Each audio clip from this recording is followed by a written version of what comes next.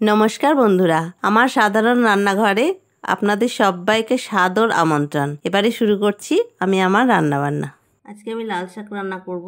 আগের দিনে অনুষ্ঠান বাড়িতে যেভাবে রান্না করা হতো আমি সেই রকমভাবেই লাল শাকটা রান্না করব। এটা গরম ভাতে খুবই ভালো লাগে খেতে। এবারে আসুন আমি রান্নাটা শুরু করি। আমি লাল শাক নিয়েছি, এরকম কুচো কুচো করে কেটে নিয়েছি। শাকটা ধুয়ে পরিষ্কার করে এরমভাবে কুচো কুচো করে কেটে নিয়েছি। আর লাগছে আমি একটু বাদাম দেব, নিয়েছি রসুন আর কাঁচা লঙ্কা। সর্ষের তেলে আমি রান্নাটা করব। আর স্বাদ মতো লবণ, চিনি, হলুদ এগুলো তো আছেই।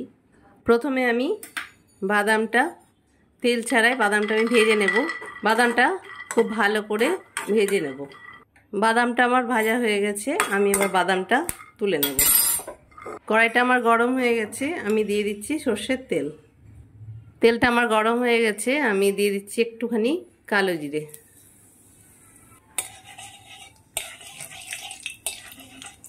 কালো জিরেটা দিয়ে খুব সুন্দর গন্ধ বেরোচ্ছে। কালো জিরেটা আমার ভাজা হয়ে গেছে, আমি গ্যাসটা মাঝারি আঁচে রেখেছি। এবার আমি দিয়ে দেবো রসুনগুলো।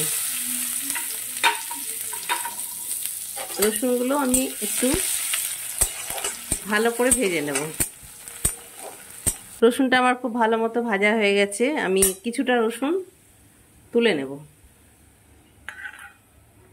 এবার বাকি রসুনের মধ্যে আমি দিয়ে দিচ্ছি কাঁচা লঙ্কা,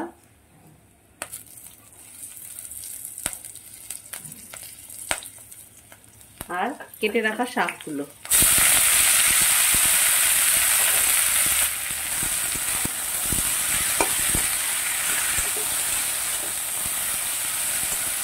এবারে আমি একে একে দিয়ে দিচ্ছি হলুদ, স্বাদ মতো লবণ, আর দেবো একটু আমি স্বাদের জন্য চিনি।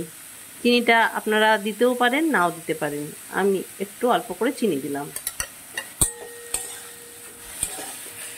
এবার একটু নেড়ে চেড়ে নিয়ে আমি এটাকে ঢাকা দিয়ে দেবো।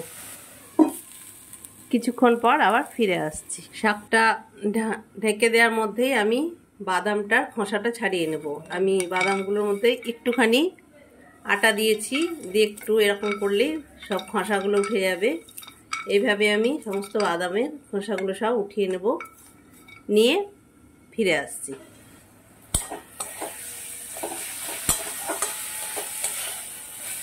ভেজে নেওয়া বাদামটা আমি এরকমভাবে খোসাগুলো সব ছাড়িয়ে নিয়েছি। এবারে আমি এটাকে একটু গুঁড়ো করে নেব। এই শাকটা আমার রান্না হয়েই গেছে, এবার আমি নামিয়ে নেব। নামানোর আগে আমি আর দুটো কাঁচা লঙ্কা দেব, আর ভেজে রাখা যে রসুন, সেই রসুনগুলো দিয়ে দেব।